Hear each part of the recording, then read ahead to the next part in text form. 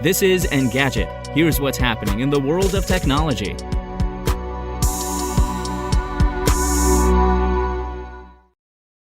It's Wednesday, May 3rd. At least one politician wants more transparency in the wake of an AI-generated attack ad. New York Democrat House Representative Yvette Clarke has introduced a bill, the Real Political Ads Act, that would require political ads to disclose the use of generative AI through conspicuous audio or text.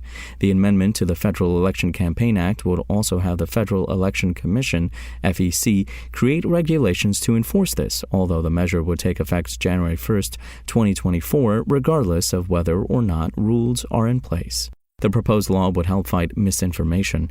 Clarke characterizes this as an urgent matter ahead of the 2024 election. Generative AI can manipulate and deceive people on a large scale, the representative says. She believes unchecked use could have a devastating effect on elections and national security, and that laws haven't kept up with the technology.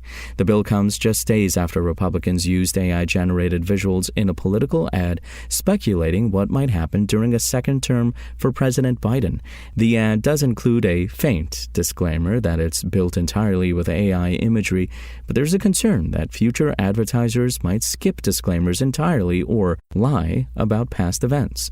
Politicians already hope to regulate AI. California's Representative Ted Lieu put forward a measure that would regulate AI use on a broader scale, while the National Telecoms and Information Administration, NTIA, is asking for public input on potential AI accountability rules. Clarke's bill is more targeted and clearly meant to pass quickly.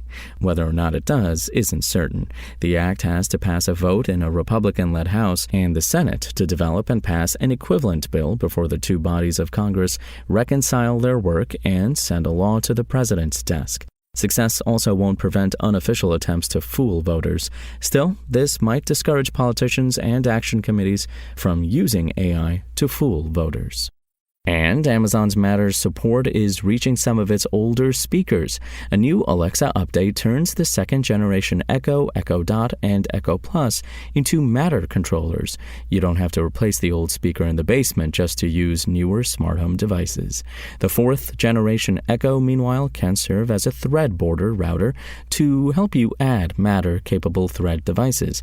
You won't have to use Android to set up Matter gear either, as iOS is now an option. There's also good news if you've been curious about Eve Systems devices but didn't want to invest in Apple products to enable HomeKit support. The Matter over Thread update brings Alexa control to a range of Eve hardware. Later in May, you'll also get simplified Alexa setup for Eve Door and Window, Eve Energy, and Eve Motion. Amazon originally said 17 Echo products would support Matter over Wi-Fi by the end of 2022. It promised compatibility with a total of 30 Echo and Eero models by early this year. The Matter standard arrived last October and theoretically created a common connectivity format for smart home equipment. The Matter standard arrived last October and theoretically created a common connectivity format for smart home equipment. You no longer need to be as picky about the products you use. However, the real-world rollout has been slow. Only some smart speakers, apps, and household devices work with Matter as of this writing. Amazon's latest move closes some gaps, but it may take some time before you can simply assume that everything you own will interoperate. If you want to catch the latest tech news as it's happening, check out Engadget.com or tune in again every weekday.